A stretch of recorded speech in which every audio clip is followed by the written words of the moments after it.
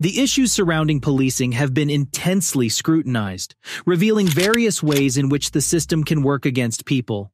Tragic incidents, like the wrongful killing of Breonna Taylor and biased traffic stops, have drawn attention to the flaws in law enforcement. Some of the most distressing encounters between officers and civilians happen right on the streets. However, for those who end up in custody, a potentially even more challenging situation awaits them in the interrogation room. This room, often small and cold, becomes the stage for hours of repetitive and accusatory questioning. During this process, police employ various tactics, including dishonesty, to pressure individuals into making false confessions.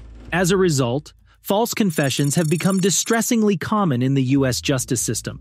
This not only distorts crime-solving statistics, but also disproportionately affects innocent people of color and those with mental health issues, leading to unjust incarcerations. Unfortunately, much of this problem remains hidden from the public eye, as some law enforcement agencies do not record interrogations or provide transparent access to footage. Amidst these troubling realities, an unexpected hero has emerged, a street-smart young man known as Jeff on the internet. His defiance against police manipulation, captured on video, highlights the ease with which the law can force someone into giving a false confession.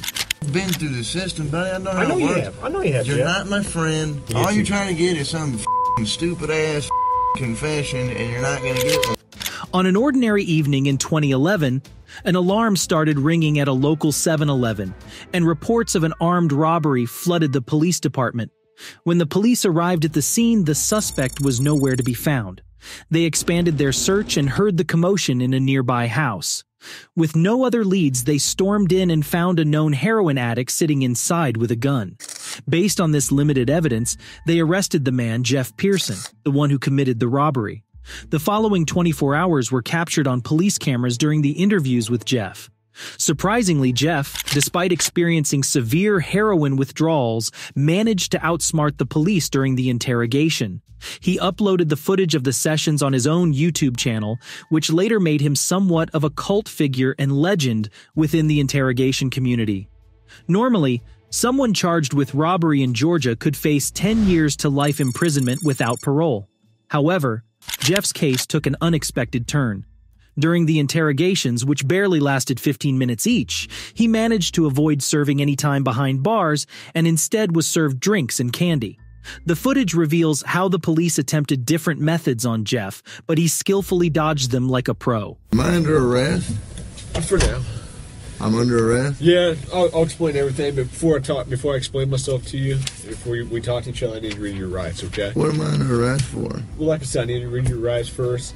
Obviously, the charge is robbery, okay?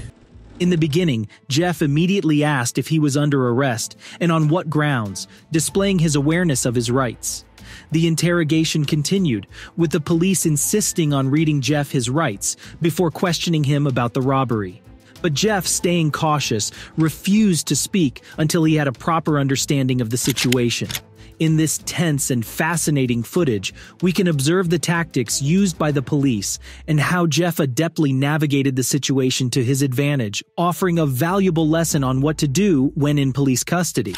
You have the right to remain silent. Anything you say can will be used against you in the court of law. You have the right to talk to a lawyer for advice before we question you. If you cannot afford to hire a lawyer and you want one, a lawyer will be provided for you. If you decide to answer questions now without a lawyer present, you'll still have the right to stop answering questions at any time. Does that make sense?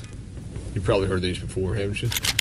If you ever find yourself being arrested, there are two essential things you should do to protect yourself. First, immediately ask for a lawyer. This is your right, and it's crucial to have legal representation during questioning. Second, remain silent until your lawyer arrives. By doing these two things, you give yourself the best chance of handling the situation well and building a strong defense. In America, when you're arrested, the officer is required by law to inform you of these rights, known as the Miranda warning. This includes the right to remain silent, the right to have a lawyer present during questioning, and the right to a court-appointed attorney if you can't afford one. It's important to take these rights seriously, even if you've heard them before in movies or TV shows. They provide valuable information that helps you stay safe and protected while in police custody. If you request a lawyer, the police cannot continue questioning you until one is provided. This means you have the right to refuse to answer any questions until your attorney arrives. During interrogation, the detective may try to use tactics to unsettle you or push for a confession. Do you understand your rights? Do you understand your rights, Jeff? Yes or no? You understand? We're getting paid more than you are, so we can sit here for a long time, man. I just need you to answer me yes or no. Do you understand your rights? Let's get through that question. Do you understand what I read you? Do you comprehend what I read you? Remember, you have the right to stay silent and not sign anything without your lawyer present. It's essential to remain calm and assert your rights firmly. Excuse me? You're under arrest. Okay? What? You have the right to remain silent. Anything you do or say can be used. What's the next part? In a real-life case, like Jeff's situation, staying silent and asking for a lawyer is the right approach. Regardless of any insinuations or pressure from the police, standing your ground and not giving in to their tactics can be highly effective in protecting your interests. Overall, knowing your rights and asserting them calmly and confidently can make a significant difference in how the situation unfolds. It's essential to remember that these rights exist to safeguard your interests and ensure a fair process during any legal proceedings. One of the primary techniques used in interrogations is the Reid technique, which was developed in the 1960s by a former police officer and psychologist. The method consists of 9 steps, starting with a polite discussion about why the suspect is being accused of the crime. Certain body language and actions are used during the interrogation to make the suspect feel guilty. It ends with offering the suspect 2 statements, one of which is slightly more acceptable, but both essentially admit guilt and are counted as confessions. This method is highly effective at extracting false confessions from innocent suspects. In one case, the technique was used on a man accused of murdering his wife, and he gave a false confession. Later, it was discovered that he was innocent. Something that says you didn't do this robbery. This is your chance to talk to us. Okay, good cop. No, usually I'm the prick. You look like the prick. I am.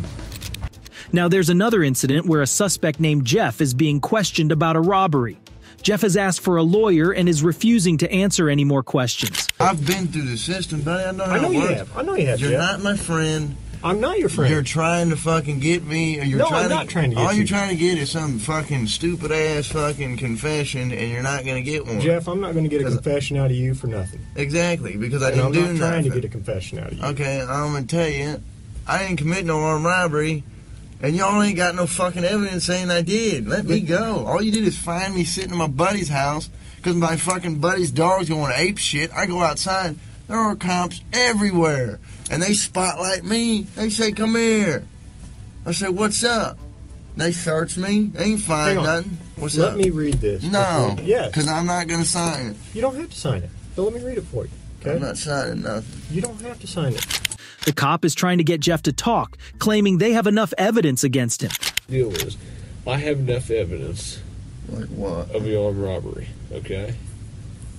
But, you know, if you're saying you didn't do it, you need to give me your side of the story. I didn't do it. Okay, well, give me your side of the story. You got to, convince me. Because I got a lot of evidence. I got a lot of physical evidence. Well, like what? Name the physical Well, I don't need to, why should I tell you that? However, Jeff remains firm in his decision to wait for his lawyer before speaking further. The footage shows how Jeff defends himself throughout the interrogation. The Reid technique used in interrogations can lead to false confessions, and it's essential to respect a suspect's right to remain silent and have legal representation. The current incident involving Jeff shows him standing his ground despite pressure from the police. You know, it's interesting how this detective seems to be getting more and more desperate. He's trying to convince Jeff to cooperate by making claims about having evidence against him. But honestly, it doesn't sound very convincing, just a bunch of vague threats. Jeff, on the other hand, remains calm and collected throughout the whole ordeal. He's not falling for the detective's tactics, even when they try to offer some sort of deal or promise to put in a good word with his parole officer.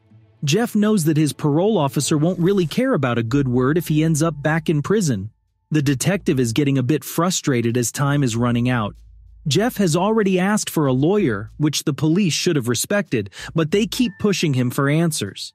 Jeff is smart enough to know his rights, and he's not going to give in to their pressure. Tell me what happened last night.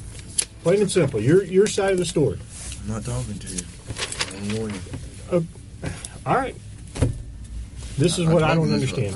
I know, but this is what I don't understand, Jeff. You were sitting there talking just like you were ready to sit here and tell me what happened last night, and then all of a sudden I read that to you, and you screw it, I ain't talking to you. I want a lawyer. I don't understand that. What changed? Because I told you what. I already told you what happened. You didn't. How didn't I? You didn't tell me what happened last night. How didn't I just tell you what? But now you've handcuffed me, and I can't talk to you because you've asked for an attorney. So, okay, that's fine. But I will tell you right now, you're still on a hold for a robbery. I know. I don't know why. I need a fucking lawyer because obviously I didn't do nothing. And obviously you guys know I didn't do nothing because I've been arrested for the same bullshit before, and you guys don't interview me this much. So, wham bam, thank you for the coke, put me back in the cell. That's my home. For the next few minutes, the interrogation goes on with the detective throwing everything he can at Jeff, mentioning the gun they found, trying to bargain, and even trying to scare him with the thought of going back to prison without his drugs. But Jeff remains steadfast, not showing any emotions or giving in to their tricks. He knows they don't have solid evidence against him, and he's just waiting for this whole thing to be over. It seems like the detective is realizing that he's not going to get anything out of Jeff. Name him. What's that? Name him. Well, why do I need to do that? You haven't helped me out at all. You give me a little bit, I give you a little bit. We go back and forth. I give you one of my pieces of evidence, now give me a little something. All right? What time do you get over to Aaron's house? No, anything I say here can and will be used against me. Sure, but anything you say here, I can also tell your parole officer that you helped me out. That doesn't mean this. Maybe it's time for them to reassess their approach and gather more concrete evidence before they waste any more time on this interrogation. You want a Coke? Yeah. You gonna be able to pop it open, or you need me to? Oh, yeah. I need methadone. You need methadone? Yeah, you guys can get me that methadone. Yeah. I don't have any. Do you have medication for it, or a prescription for it? Or? No. What do you need methadone for? Because I'm a fucking junkie, and you guys, I can't get no methadone. We know the system, how things work, we halfway don't. Am I right? I half-ass know that the only reason I came up here is to get a fucking Coke. Okay. And I got it, but now I want a Butterfinger. But that's not going to happen for a while. What, the Butterfinger? Yeah. Why not?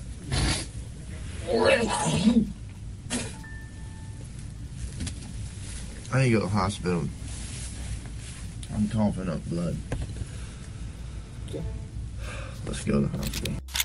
Jeff seems to have the upper hand in this situation.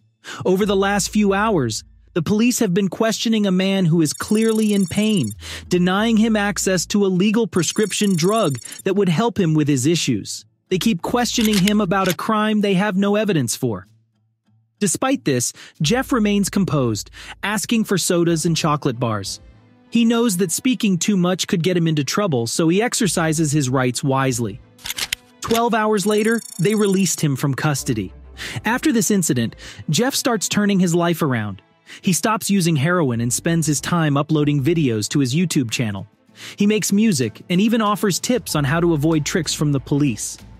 If there's something we can learn from this situation, it's that the police may resort to strong tactics if they believe someone is guilty. Jeff, a seemingly ordinary person dealing with addiction in Georgia, didn't fall for the police's manipulative strategies. He was aware that their focus was on getting a conviction, not finding a real solution. It's quite amusing to think about how he managed to make the cops believe that he might consider cooperating if they satisfied his simple request.